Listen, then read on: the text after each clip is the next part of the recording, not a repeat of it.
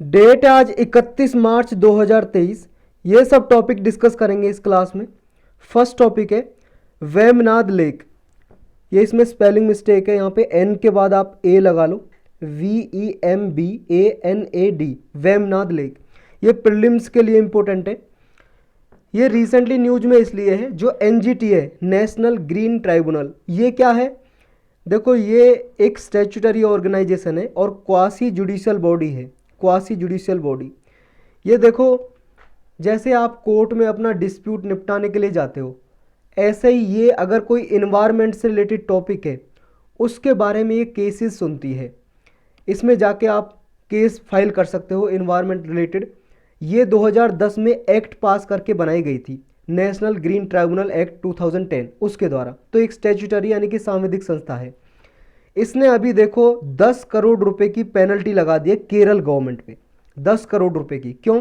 क्योंकि ये केरल गवर्नमेंट यहाँ पे वेमनाद लेक और अष्टामुडी लेक को बचाने में, प्रोटेक्ट करने में फेल हो चुकी है। यहाँ पे पॉल्यूशन बढ़ रहा है, इसका इकोसिस्टम खराब हो रहा है, इस लेक का, इस झील का, दोनों झील का, अष्टामुडी लेक का भी और वेमनाद का भी। ये दोनों झील केरल में है। इनकी लोकेशन जानेंगे और क्या इंपॉर्टेंस है इनकी, वो पूरा जानेंगे। तो इसलिए ये न्यूज में आई है। तो देखो, इस तरह की कुछ दिखती है वेमनाद लेक। आप देखोगे तो सब झीलें एक जैसी होती हैं लगभग, पानी भरा होता है गड्ढे में, वही झील है। वेमनाद देखो लार्जेस्ट लेक है केरल में, केरल में सबसे बड़ी लेक है। लेकिन हमारे इंडिया में सबसे बड़ी झील कौन सी है? चिल्का झील है, आप जानते हो चिल्का झील। कहाँ पे है चिल्का झील? ये उड़ीसा में है। ये सबसे बड़ी लार्जेस्ट चिल्का झील है। लेकिन अगर कहें लॉन्गेस्ट झील, लॉन्गेस्ट लेक, सबसे लंबी झील, वो वेमनाद लेक ही है। देखो, लंबी इस तरह से, सबसे लंबी, और बड़ी मतलब इस तरह से, बड़ी लेक। तो बड़ी लेक की बात हो रही है, सबसे लार्जेस्ट लेक तो चिल्का, लॉन्गेस्ट लेक हो रही है तो वेमनाद। और केरल की सबसे बड़ी झील वेमनाद लेक है। वेमनाद झील को यहाँ पे वेमनाद कयाल के नाम से भी जानते हैं, या वेमनाद कायल, या वेमनाद कोल, या पुनामदा लेक के नाम से भी जानते हैं। ये प्लेस है यहाँ पे। और कोची लेक है एक यहाँ पे, कोची में। देखो, जो कायल है या कयाल है, इसको बैक वाटर के नाम से भी जानते हैं, वेमनाद बैक वाटर। ये बैक वाटर क्यों बोलते हैं इसे, इस झील को? देखो, जो आप ये मैप देख रहे हो, यहाँ पे केरल में, यहाँ पे है ये झील, कोस्टल एरियाज में, समुद्र से थोड़ा टच है। लेकिन देखो, इसे बैक वाटर क्यों बोलते हैं, ये आपको पता होना चाहिए। इसलिए बोलते हैं क्योंकि जो ये वेमनाद झील है ना, ये जो समुद्र के एकदम पैरेलल है, पैरेलल है, इस तरह से बनी हुई है। जैसे ये केरल है, इस तरह से ये झील है। और ये रिवर से बनी है, रिवर से अलग होकर बनी है। पहले रिवर का ही पार्ट हुआ करता था ये झील, लेकिन रिवर से धीरे धीरे अलग हो गई, और रिवर से थोड़ा बहुत पार्ट इसका कनेक्ट है। और यहाँ पे जो समुद्र का पानी है वो यहाँ पे आता रहता है, लेकिन बीच में, लेक के और समुद्र के बीच में एक ब्रेकर बना होता है, या तो डैम बना होता है, बांध, या ब्रेकर बना होता है, कुछ एम्बैकमेंट टाइप का, जैसे मेंड बोलते हैं हिंदी में, ये समझ लो ब्रेकर। तो ये आके बार बार इससे टकराता, फिर वापस चला जाता है, इसलिए इसको बोलते हैं बैक वाटर। पानी आया और बैक चला गया, बैक वाटर लेक भी बोलते हैं इसे, क्योंकि समुद्र के पानी को बैक कर देती है ये, समझ रहे हो, ये बैक वाटर लेक। तो ये लेक है, जो यहाँ पानी कहाँ कहाँ से आता है इस लेक में? ये मीनाचिल रिवर है, अचन कोविल रिवर है, पेम्पा रिवर है, मणिमाला रिवर है। ये केरल में रिवर है, नदियाँ हैं, यहाँ से पानी आता है इस झील में। ये अरेबियन सी है, ये इससे नैरो बैरियर बना हुआ है, जिसे बैरियर आइलैंड भी बोला जाता है, उससे अलग हो रखी है अरेबियन सी से। यानी कि अरेबियन सी है, जो ये देख रहे हो आप, जो अरेबियन सी है यहाँ पे, ये अरेबियन सी से अलग हो रखी है, एक बैरियर बना हुआ है जो इस पानी को वापस भेज देता है। इस वजह से इसको बैक वाटर बोलते हैं, जो हमने ऊपर डिस्कस किया। और ये झील इसलिए भी देखो न्यूज में रहती है, क्योंकि यहाँ पे ना वल्लम कली स्नैक बोट रेस होती है, जिसे नेहरू ट्रॉफी बोट रेस भी बोलते हैं। नावों की रेस होती है इस नदी में, ये हर साल होती है अगस्त के महीने में वेमनाद लेक में। यहाँ पे बहुत बड़ा इवेंट माना जाता है केरल में ये, जिसे केरल में मलयालम भाषा में वल्लम कली बोलते हैं, या नेहरू ट्रॉफी बोट रेस, या स्नैक बोट रेस बोल सकते हो आप। 2002 में देखो, इसको रामसार कन्वेंशन ने वेटलैंड ऑफ इंटरनेशनल इंपॉर्टेंस की लिस्ट में डिक्लेयर कर दिया था। यानी कि ये रामसार साइट भी है, क्योंकि झील है, वेटलैंड तो है ही। वेटलैंड क्या है? आर्द्र भूमि, यानी कि ऐसी भूमि जिसमें सालों साल पानी भरा रहता हो, या सीजनली किसी महीने में 2 महीने, 1 महीने, 2 महीने पानी भरा रहता हो, ऐसी भूमि को आर्द्र भूमि या वेटलैंड बोलते हैं। तो रामसार कन्वेंशन ने इसको वेटलैंड डिक्लेयर किया हुआ है। रामसार साइट है ये। रामसार कन्वेंशन क्या है? 1971 में एक मीटिंग हुई थी। ईरान की सिटी है। ईरान एक कंट्री, आपको पता है, ये आप वर्ल्ड मैप देख रहे हो, यहाँ पे देखो, इंडिया से यहाँ पाकिस्तान, फिर ईरान, यहाँ पे सिटी है रामसार। यहाँ पे एक मीटिंग हुई, सारी कंट्री एक साथ आई 1971 में। इंडिया ने भी इसको साइन किया और 1975 में ये ट्रीटी लागू हो गई। रामसार कन्वेंशन के नाम से जानते हैं। 1971 में ये साइन हुई और 1975 में लागू हो गई। पूरे वर्ल्ड वाइड वेटलैंड को प्रोटेक्ट करने का काम करती है। तो ये वेटलैंड भी है वेमनाद लेक। गवर्नमेंट ऑफ इंडिया ने इसको, जो ये वेमनाद वेटलैंड है, इसको नेशनल वेटलैंड कंजर्वेशन प्रोग्राम में भी आइडेंटिफाई किया हुआ है। यानी कि गवर्नमेंट ऑफ इंडिया इसका कंजर्वेशन के लिए इफर्ट करती है, प्रयास करती है। और देखो जो लेक है, इसके ईस्टर्न साइड में, पूर्व में, ये कुमारकोम बर्ड सेंचुरी भी बनी हुई है। ये बर्ड सेंचुरी भी आपको पता होना चाहिए, इसकी लोकेशन कहाँ पे है। तो यही था इसके बारे में। नेक्स्ट टॉपिक है national company law appellate tribunal. ये प्रीलिम्स के लिए भी इंपॉर्टेंट है और जीएस पेपर 3 के लिए इंपॉर्टेंट है। देखो अभी इसलिए न्यूज में है ये, क्योंकि कंपटीशन कमीशन ऑफ इंडिया ने गूगल पे, गूगल आप सब लोग जानते हो क्या, एक सर्च इंजन है, आप सर्च करते रहते हो कुछ भी, तो ये गूगल पे 1337 करोड़ रुपए का फाइन लगा दिया। किसने? कंपटीशन कमीशन ऑफ इंडिया ने। और ये क्या है कंपटीशन कमीशन ऑफ इंडिया? देखो स्पेशल लेक्चर बना हुआ है इकोनॉमी की प्लेलिस्ट में, आप देख सकते हो। 7-8 मिनट का लेक्चर होगा। देखो 7-8 मिनट में इसमें समझाऊंगा तो वेस्ट ही हो जाएंगे। थोड़ा ब्रीफ में बता देता हूँ। ये एक स्टैट्यूटरी बॉडी है। 2002 में एक एक्ट पास किया था, कंपटीशन एक्ट, उसके द्वारा ये बनाई गई थी। सांविधिक संस्था हो गई। इंडिया में जो भी कंपटीशन है वो एक प्रॉपर तरीके से हो, ऐसा ना हो किसी एक कंपनी की मोनोपोली हो, एकाधिकार हो। इसको रोकने के लिए कंपटीशन कमीशन ऑफ इंडिया काम करता है। अगर दो कंपनी को एक साथ मर्ज होना, मिलना है, तो भी competition commission of India permission देती है, उसको देखती है। या अलग होना है किसी कंपनी को तो भी ये देखती है, यानी कि मार्केट में कंपटीशन रहे, ये काम है इसका। कंपटीशन कमीशन ऑफ इंडिया ने गूगल पे 1337 करोड़ रुपए का फाइन लगा दिया और ये चला गया गूगल कहाँ? अपनी फरियाद लेके national company law appellate tribunal में। देखो किसी भी कंपनी का डिस्प्यूट होता है ना, तो ये सबसे पहले जाते हैं नेशनल कंपनी लॉ ट्राइब्यूनल में। और नेशनल कंपनी लॉ ट्राइब्यूनल भी एक स्टैट्यूटरी बॉडी और क्वासी जुडिशियल बॉडी है, यानी कि डिस्प्यूट वगैरह सुलझाती है, कंपनी के जो भी विवाद होते हैं, झगड़े होते हैं। तो ये नेशनल कंपनी लॉ ट्राइब्यूनल है। इसके बाद कहाँ पे जाया जाता है? उसके बाद जाया जाता है इसमें national company law appellate tribunal. उसमें सिर्फ अपेलेट जुड़ गया, देखो, यानी कि अपील की जाती है किसकी? नेशनल कंपनी लॉ ट्राइब्यूनल के बाद अगर मान लो किसी कंपनी ने अपना केस फाइल किया है एनसीएलटी में, वो इसके डिसीजन से खुश नहीं है, फिर वो इसकी अपील कर सकती है अपेलेट ट्राइब्यूनल में, national company law appellate tribunal में।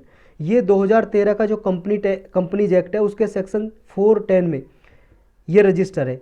कौन? ये अपेलेट ट्राइब्यूनल। तो ये आपको याद रखना है। अच्छा, फिर इसके बाद कहाँ जाएगा? मान लो गूगल इसके फैसले से भी खुश नहीं है, तो फिर हाई कोर्ट जा सकता है, फिर सुप्रीम कोर्ट जा सकता है, वहाँ पे डिसीजन देखा जाएगा इसका। तो क्या क्या फंक्शन होते हैं अपेलेट ट्राइब्यूनल के? देखो जो भी नेशनल कंपनी लॉ ट्राइब्यूनल पास करती है ऑर्डर, उसको ये सुनती है। ये देखो इंसॉल्वेंसी एंड बैंक्रप्सी कोड है 2016 का, इसके सेक्शन 60 के अंडर, 61 सॉरी, सेक्शन 61 के अंडर एनसीएलटी के ऑर्डर के विरुद्ध जा सकता है कोई भी अपने डिसीजन, मतलब अपने डिसीजन जो भी दिया है एनसीएलटी ने, उसके विरोध में जा सकता है अपील करने के लिए अपेलेट ट्राइब्यूनल में।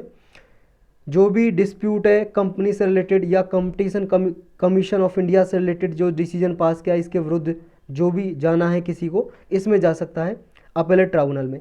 और अगर मान लो नेशनल फाइनेंसिंग रिपोर्टिंग अथॉरिटी ने केस कोई, मान लो कोई डिसीजन दिया है, इसके भी अगेंस्ट में जा सकते हैं अपेलेट ट्राइब्यूनल में। और ये क्या है नेशनल फाइनेंसिंग रिपोर्टिंग अथॉरिटी? इसके लिए भी देखो इकोनॉमी की प्लेलिस्ट में डिटेल में लेक्चर देख सकते हो, वहाँ पे बना हुआ है। 2018 में बनाई गई थी ये। कंपनीज एक्ट है ना जो 2013 का, उसी में रजिस्टर है। जो भी ऑडिटिंग अकाउंटिंग होती है ना हमारे इंडिया में, उसको रूल्स रेगुलेशन उसके लिए बनाते हैं और उसको ये देखती है नेशनल फाइनेंसिंग रिपोर्टिंग अथॉरिटी। तो इसके अगेंस्ट भी अपेलेट ट्राइब्यूनल में जा सकता है कोई भी कंपनी अपना केस लेके। तो यही था इसके बारे में। नेक्स्ट टॉपिक है हेपा। ये प्रीलिम्स और जीएस पेपर 2 और 3 के लिए इंपॉर्टेंट है। हायर एजुकेशन फाइनेंसिंग एजेंसी, जैसा इसके नाम में है हायर एजुकेशन, मतलब हायर एजुकेशन के लिए कुछ काम करती होगी। फाइनेंसिंग नाम में है, फाइनेंस करती है। तो ऐसी एजेंसी है जो हायर एजुकेशन के लिए इंफ्रास्ट्रक्चर डेवलपमेंट हो, रिसर्च डेवलपमेंट आए, उसके लिए फाइनेंसिंग देती है, वित्तीय सहायता प्रोवाइड करती है। रिसेंटली न्यूज में इसलिए पार्लियामेंट्री पैनल है, जो पार्लियामेंट्री पैनल होता है, कमेटी बना देते हैं कुछ पार्लियामेंट्री मेंबर के मिला के, जो सांसद होते हैं पार्लियामेंट में, संसद में, मेंबर ऑफ पार्लियामेंट, एमपी वगैरह। तो पार्लियामेंट्री पैनल ने मिनिस्ट्री ऑफ एजुकेशन से पूछा है कि देखो आप जो ये एजुकेशन के लिए फाइनेंस देते हो इसमें थोड़ा जल्दी करो, स्पीडी डिसवर्सल करो, जल्दी इंश्योर करो। जो आप लोन सैंक्शन करते हो, लोन देते हो किसी एजुकेशन इंस्टीट्यूशन को ताकि वो अपना इंफ्रास्ट्रक्चर बना पाए या वहाँ पे रिसर्च डेवलपमेंट की फैसिलिटी डेवलप कर पाए, तो इसमें थोड़ा जल्दी बरतो, आप जल्दी करो इस प्रोसेस को, ऐसा बोला। इस वजह से न्यूज़ में आई। हायर एजुकेशन फाइनेंसिंग अथॉरिटी है, ये फाइनेंशियल असिस्टेंस प्रोवाइड करती है किसको, एजुकेशनल इंस्टीट्यूशन को हमारे इंडिया में, ताकि वो कैपिटल असेट्स बना सके। और कैपिटल असेट्स कैसी होती हैं, ये देखो ऐसी संपत्ति हैं जो ड्यूरेबल हो, लंबे समय तक चले। मान लो कोई बिल्डिंग बना दी तो लंबे समय तक चलेगी, मान लो लेबोरेटरी बना दी रिसर्च डेवलपमेंट के लिए, लंबे समय तक चलेगी। तो ऐसी असेट्स को, संपत्ति को बोलते हैं कैपिटल असेट्स। तो कैपिटल असेट्स क्रिएट करने के लिए ये फाइनेंशियल असिस्टेंस प्रोवाइड करती है एजुकेशनल इंस्टीट्यूशन को। ये जो है हेफा, ये कंपनीज एक्ट 2013 का इसमें रजिस्टर है, सेक्शन 8 में। नॉन फॉर प्रॉफिट कंपनी है ये, हेपा की बात कर रहे हैं हम, नॉट फॉर प्रॉफिट, यानी कि अपने प्रॉफिट के लिए काम नहीं करती है। एजुकेशन इंस्टीट्यूशन में इंफ्रास्ट्रक्चर डेवलप हो, रिसर्च डेवलपमेंट आए, इसके लिए काम करती है। और ये देखो गवर्नमेंट ऑफ इंडिया ने आइडेंटिफाई की हुई है आरबीआई के साथ एनबीएफसी एंड एनडीएसआई। इसका क्या मतलब है, नॉन बैंकिंग फाइनेंसिंग कंपनी, मतलब नॉन बैंकिंग है क्योंकि इसमें आप कोई अकाउंट नहीं खुलवा सकते हेफा में जाके, नॉन बैंकिंग है, बैंक नहीं है कोई। फाइनेंसिंग कंपनी है क्योंकि फाइनेंस प्रोवाइड करती है, वित्तीय सहायता देती है। और नॉन डिपॉजिट टेकिंग, डिपॉजिट नहीं लेती, बैंक नहीं है कि डिपॉजिट ले, तो नॉन डिपॉजिट टेकिंग है और सिस्टमेटिकली इम्पोर्टेंट है। तो ये डिक्लेयर किया हुआ है गवर्नमेंट ऑफ इंडिया ने इसको। ये कब बनाई गई थी, 2017 में 31 मई को बनाई गई थी।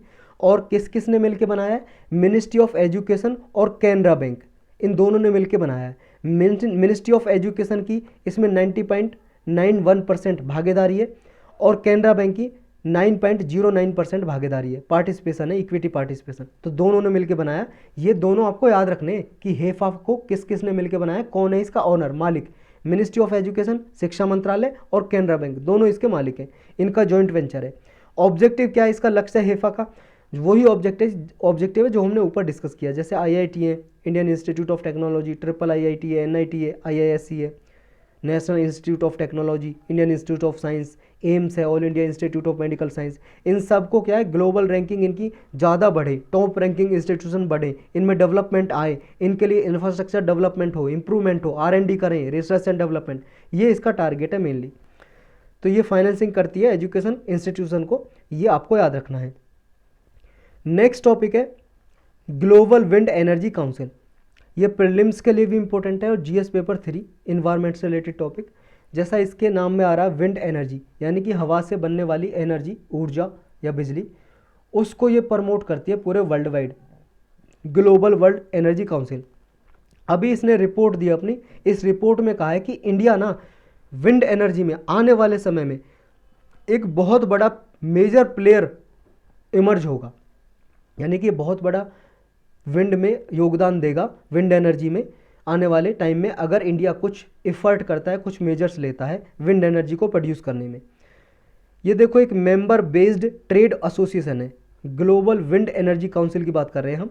ये ट्रेड एसोसिएशन है, एक व्यापार संगठन है, इसमें विंड एनर्जी सेक्टर को रिप्रेजेंट किया जाता है। 2005 में ये बनाई गई थी ग्लोबल विंड एनर्जी काउंसिल। ये इंटरनेशनल लेवल पे विंड एनर्जी सेक्टर को प्रमोट करने का काम करती है और इसमें देखो बहुत सारे इंस्टीट्यूशन, कंपनी, ऑर्गेनाइजेशन पार्टिसिपेट करती हैं। 80 कंट्री से भी ज़्यादा इसमें जो 80 कंट्री हैं उनकी ऑर्गेनाइजेशन, उनके इंस्टीट्यूशन, प्राइवेट इंस्टीट्यूशन, कंपनी, वो पार्टिसिपेट करते हैं इसमें। कोई मैन्युफैक्चरर है, कोई विंड एनर्जी बनाता है, सप्लायर है, रिसर्च इंस्टीट्यूशन है या डेवलपर है, तो ये सब पार्टिसिपेट करते हैं इसमें।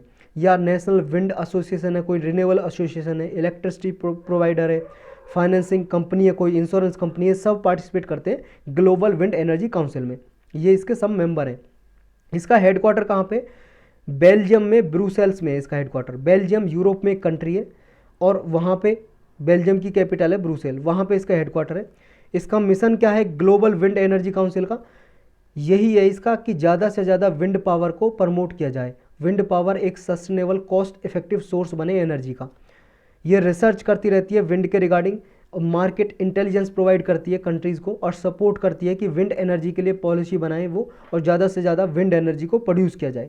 ये इवेंट ऑर्गेनाइज कराती है, कॉन्फ्रेंस कराती है ग्लोबल लेवल पे इंडस्ट्रीज़ की, कि अगर मान लो किसी इंडस्ट्री ने रिसर्च किया विंड एनर्जी को और ज़्यादा किस तरह से प्रोड्यूस किया जाए कम कीमत में, तो वो आपस में डिस्कस किया जा सके। इसके लिए इवेंट ऑर्गेनाइज कराती है ग्लोबल विंड एनर्जी काउंसिल और एक रिपोर्ट पब्लिश करती है जिसका नाम है ग्लोबल विंड रिपोर्ट। यही था इसके बारे में। और देखो ये और जान लो अभी विंड एनर्जी के बारे में, वैसे बहुत बार हमने डिस्कस किया है कि इंडिया विंड एनर्जी में पूरे वर्ल्ड लेवल पे 4th नंबर में है और सबसे ज़्यादा कौन प्रोड्यूस करता है? चाइना। कितना करता है चाइना? 282 गीगावाट। 282 गीगावाट, 1 गीगावाट में 1000 मेगावाट होता है, तो 282 गीगावाट करता है। और इंडिया कितना करता है विंड एनर्जी प्रोड्यूस? इंडिया करता है 39 के लगभग, 39 गीगावाट के लगभग। और देखो ये विंड एनर्जी आपको पता है रिन्यूएबल एनर्जी है, नवीनीकरण ऊर्जा में आता है ये। और हमारे इंडिया में सबसे ज़्यादा जो बिजली है एनर्जी किस सोर्स से प्रोड्यूस होती है? सबको पता है थर्मल पावर प्लांट में प्रोड्यूस होती है, थर्मल पावर प्लांट। और थर्मल पावर प्लांट में कोयला यूज होता है, कोयले से सबसे ज़्यादा बिजली प्रोड्यूस करते हैं। लगभग 56 से लेकर 60% के लगभग हम बिजली प्रोड्यूस करते हैं कोल से। ये बात आपको याद रखना है। नेक्स्ट टॉपिक है मल्टीलेटरल डेवलपमेंट बैंक्स। ये आपका प्रीलिम्स के लिए भी इम्पोर्टेंट है और जीएस पेपर 3 के लिए भी। देखो अभी इंडिया की प्रेसिडेंसी मतलब G20 की प्रेसिडेंसी इंडिया के पास है, आप सबको पता है G20 क्या है, इसके बारे में बहुत बार डिस्कस कर चुके हैं। इकोनॉमी की प्लेलिस्ट में लेक्चर बना हुआ है G20 के बारे में, आप देख सकते हो डिटेल में। 90 कंट्रीज प्लस यूरोपियन यूनियन इसके मेंबर हैं। ये 11 मेंबर की अभी G20 के एक्सपर्ट ग्रुप की एक मीटिंग हुई। 11 मेंबर हैं G20 के जो सदस्य हैं उनमें से 11 मेंबर ने ये बनाया स्ट्रेंथनिंग मल्टीलेटरल डेवलपमेंट बैंक। तो ये क्या है? एक फाइनेंसिंग इंस्टीट्यूशन है, फाइनेंशियल इंस्टीट्यूशन है। मतलब जैसे वर्ल्ड वाइड लेवल पे इंटरनेशनल मॉनेटरी फंड है, वर्ल्ड बैंक है, एशियन डेवलपमेंट बैंक है, ये लोन प्रोवाइड करते हैं, कर्ज देते हैं कंट्रीज़ को, देशों को। इस तरह से ये भी मल्टीलेटरल डेवलपमेंट बैंक इसी की तरह काम करेगा। मल्टीपल मेंबर कंट्रीज के द्वारा बनाया गया है मल्टीपल डेवलपमेंट बैंक। और फोकस एरिया क्या है इसका? देखो जैसे वर्ल्ड बैंक और अदर बॉडीज़ हैं, इंटरनेशनल मॉनेटरी फंड है, तो ये क्या करते हैं? क्लाइमेट फाइनेंस करते हैं, क्लाइमेट के लिए लोन देते हैं या डेवलपिंग या लीस्ट डेवलप कंट्रीज़ को लोन देते हैं। लेकिन इनमें क्या है ना, दबदबा डेवलप्ड कंट्रीज़ का है। जैसे मान लो हम बात करें, ये देखो करंटली जो वर्ल्ड बैंक है इसमें यूएसए का दबदबा है, मतलब इसकी जो शेयर है ना, इसका जो शेयर है ज़्यादा है वर्ल्ड बैंक में, तो इसकी ज़्यादा चलती है यूएसए की, अमेरिका की। आईएमएफ में यूरोपियन यूनियन का, एडीबी है जो एशियन डेवलपमेंट उसमें जापान का। तो इनका ज़्यादा डोमिनेशन होने की वजह से ये सही से काम नहीं कर पाते इंडिपेंडेंटली। तो इसलिए जो मल्टीलेटरल डेवलपमेंट बैंक बनाया गया है, ये देखो ग्लोबल फाइनेंशियल सिस्टम को स्टेबलाइज करेगा। क्राइसिस के टाइम में, संकट के टाइम में लॉन्ग टर्म फाइनेंसिंग करेगा, यानी कि लंबे अवधि के लिए लोन प्रोवाइड करेगा, फाइनेंसिंग देगा और लोअर कॉस्ट पे देगा फाइनेंसिंग, कम कॉस्ट पे फाइनेंसिंग करेगा लीस्ट डेवलप कंट्रीज़ को, पुअर कंट्रीज़ को। इसकी वजह से देखो फाइनेंसिंग में, लोन में क्रेडिबिलिटी बढ़ेगी और दूसरा ट्रांसपेरेंसी और अकाउंटेबिलिटी आएगी। तो इसलिए ये बनाया गया, यही टारगेट है इसका। नेक्स्ट टॉपिक है $750 बिलियन ऑफ इंडियाज एक्सपोर्ट। ये प्रीलिम्स के लिए इंपॉर्टेंट है मेनली और जीएस पेपर 3 के लिए। देखो ये हमारे इंडिया के प्राइम मिनिस्टर श्री नरेंद्र मोदी जी ने ये टारगेट बनाया है कि ये 75th जो ईयर मना रहे हैं हम इंडिया के इंडिपेंडेंस का, क्योंकि आप सबको पता है इंडिया को आज़ाद हुए 75 ईयर हो गए हैं, तो इसके उपलक्ष्य में आज़ादी का अमृत महोत्सव हम सेलिब्रेट कर रहे हैं।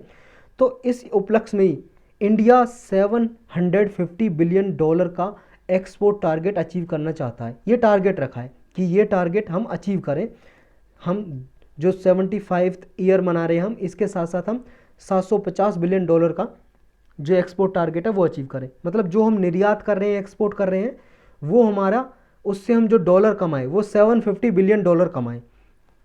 1 बिलियन में 100 करोड़ होता है, अब 100 से इसे डिवाइड कर लो, करोड़ में आ जाएगा। लगभग 75,000 करोड़ डॉलर, और डॉलर को अगर रुपीज़ में कन्वर्ट करोगे तो लगभग 82 से मल्टीप्लाई कर लो तो आ जाएगा ये रुपीज़ में।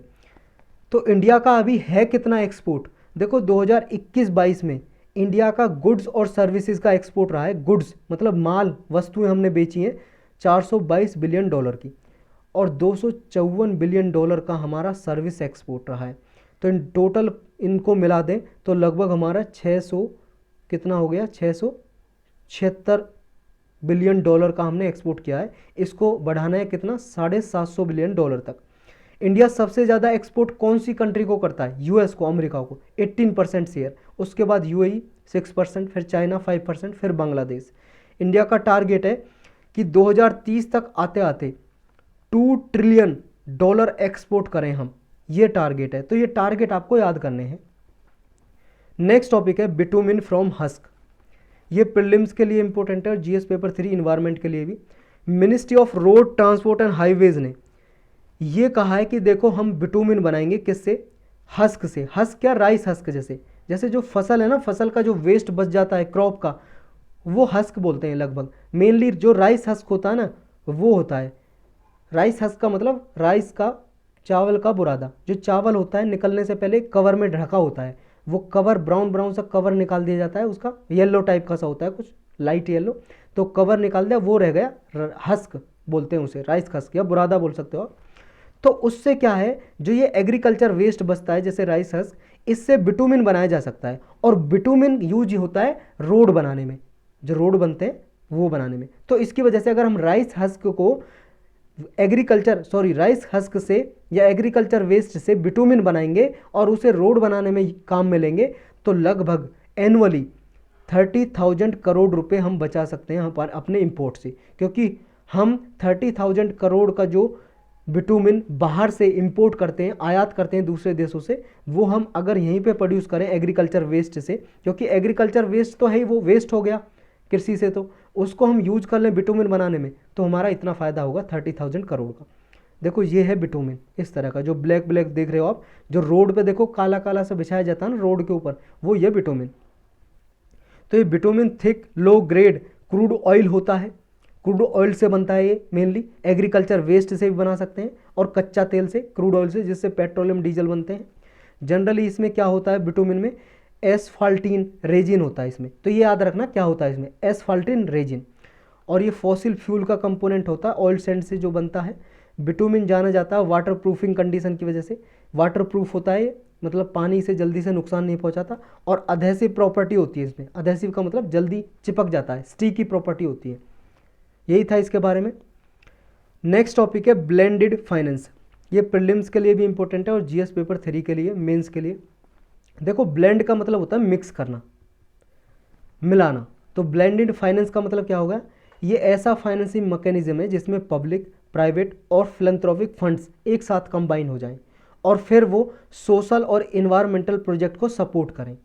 मतलब सारे एक साथ आ जाएं, गवर्नमेंट, प्राइवेट ऑर्गेनाइजेशन कोई, या कोई अपने फिलैंथ्रोपिक फंड देना चाहता है, मतलब ह्यूमैनिटेरियन असिस्टेंस, मतलब दान करना चाहता है कोई, एक साथ ये फंड आ जाएं और फिर जो सामाजिक या पर्यावरण को बचाने के लिए प्रोजेक्ट चल रहे हैं उनको फाइनेंस किया जाए, उनको लोन दिया जाए। तो ये है ब्लेंडेड फाइनेंस। क्या सिग्निफिकेंस होगा इसका, देखो ब्लेंडेड फाइनेंस है जो, ये प्राइवेट कैपिटल को अट्रैक्ट करेगा, ज़्यादा से ज़्यादा आएंगी।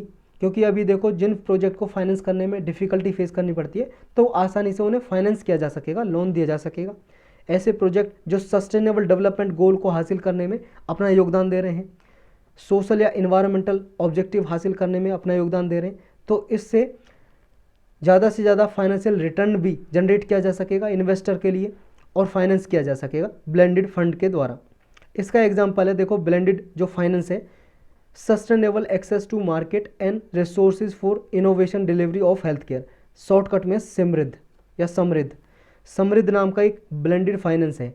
ये फाइनेंसिस एंटिटी है, ये $300 मिलियन का कैपिटल मोबिलाइज कर चुका है, और ये ग्रांट भी देता है, दान भी देता है, और डेट फाइनेंसिंग प्रोविजन भी है इसमें हेल्थ केयर के लिए। कोविड-19 पेंडेमिक के दौरान इसने इनोवेटर को, हेल्थ केयर इंटरप्राइजेज हैं जो कंपनियां हैं, मतलब ऐसी इंटरप्राइजेज हैं, कंपनियां, इंडस्ट्री जो हेल्थ केयर सिस्टम में काम कर रही हैं, फार्मास्यूटिकल कंपनी जो दवाई या वैक्सीन बनाने में काम कर रही हैं, उनको इसने फाइनेंसिंग दी, सहायता की इसने कोविड-19 पेंडेमिक के दौरान। समृद्ध, ये एग्जाम्पल है ब्लेंडेड फाइनेंस का, जिसमें प्राइवेट या पब्लिक फाइनेंस एक साथ आते हैं, या फिर कोई दान करता है, फिलंथ्रोपिक फंड आता है साथ में।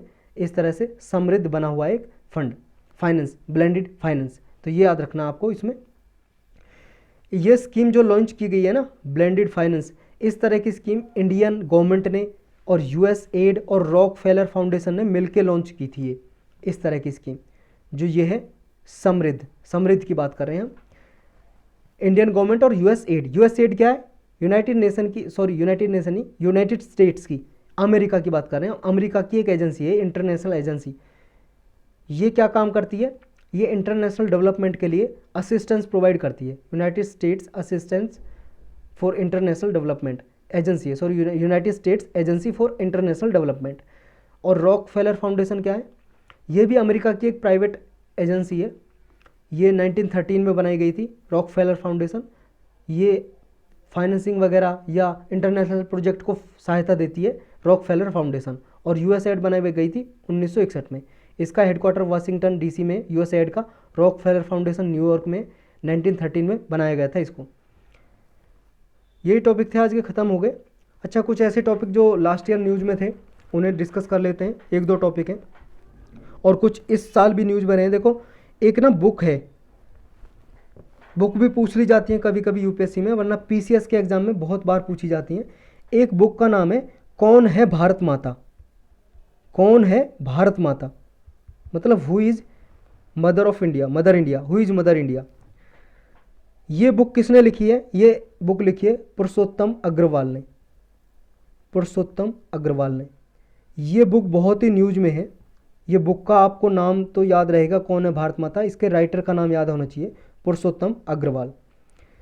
एक देखो GSAT-7, ये सैटेलाइट बहुत न्यूज़ में रहे थे पिछले साल। GSAT-7, ये जितने सैटेलाइट है ना जो GSAT-7 सीरीज के, ये सैटेलाइट आपको याद रखना है, ये डिफेंस सर्विस की कम्युनिकेशन नीड के लिए यूज होते हैं। इसरो ने लॉन्च किए हैं ये GSAT-7, GSAT-7A, GSAT-7B। ये डिफेंस सर्विस जो हमारी आर्मी, नेवी, एयरफोर्स है, उनकी जो कम्युनिकेशन नीड है, वो जो कम्युनिकेशन करते हैं सैटेलाइट के जरिए, उनकी नीड को, ज़रूरतों को पूरा करते हैं GSAT-7। आम लोगों के लिए यूज नहीं होते, डिफेंस सर्विस के लिए GSAT-7। तो आपको याद रखना है किस लिए इंपॉर्टेंट है GSAT-7 सीरीज का सैटेलाइट। एक टर्म न्यूज में रही थी बहुत ज़्यादा, देखो, निक्स्टामेलाइजेशन। निक्स्टामेलाइजेशन, ये जो टर्म है ये क्या है और क्यों न्यूज में थी?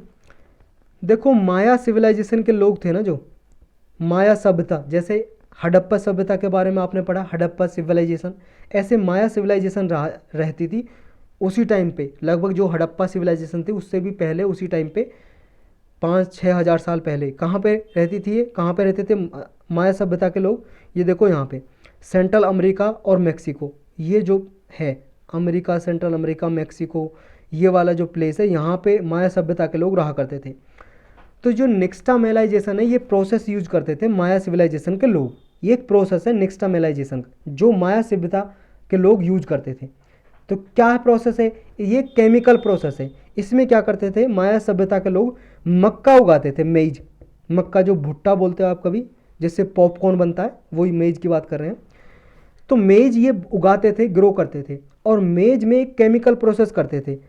केमिकल प्रोसेस ये था, इसे पानी में डुबाते थे, सोक करते थे, फिर पकाते थे, और इसमें एल्कलाइन सॉल्यूशन में पकाते थे, एल्कलाइन सॉल्यूशन में। और इसकी वजह से ये बहुत ज़्यादा स्वादिष्ट बन जाता था, बहुत ज़्यादा न्यूट्रिशियस बन जाता था, मतलब इसमें पोषक तत्व बढ़ जाते थे, और नॉन टॉक्सिक हो जाता था, मतलब कोई जो टॉक्सिक सब्सटेंस है इसमें वो बाहर निकल जाता था इस वजह से, इस प्रोसेस से। तो इस प्रोसेस को ही बोलते थे वो निक्स्टामेलाइजेशन, मतलब ये प्रोसेस जाना जाता है निक्स्टामेलाइजेशन। तो ये टर्म पिछले साल बहुत न्यूज़ में थी 2022 में, तो आपको पता होना चाहिए। तो यही टॉपिक थे। और देखो साइंस एंड टेक हमने कंप्लीट कर लिया, ये सारे टॉपिक थे। और बाकी के जो टॉपिक है ना, जो हर साल जैसे एसटीबीटी कॉटन है, जीन एडिटिंग है, ब्लैक होल्स है, या कोई पार्टिकल है जैसे हिग्स बोसॉन है, ये सब ऑलरेडी साइंस एंड टेक की जो प्लेलिस्ट बनी है उसमें लेक्चर बनाए हुए हैं, वहाँ पे आप देख सकते हो। ये सालों साल न्यूज में ही रहते हैं। तो साइंस एंड टेक कंप्लीट हो गया हमारा, इन्वायरमेंट कंप्लीट हो गया पिछले 1.5 साल का पूरा कंप्लीट। अब और टॉपिक देखेंगे जो न्यूज़ में रहे थे उनके बारे में, जैसे हिस्ट्री, पॉलिटी और कौन कौन से, ज्योग्राफी बचा, इनको देखेंगे क्योंकि ये मेन टॉपिक बाकी के पूरे हो चुके हैं। तो आने वाले लेक्चर में वो हम कंप्लीट कर लेंगे जो मेन टॉपिक हैं। तो यही था इस लेक्चर में बस।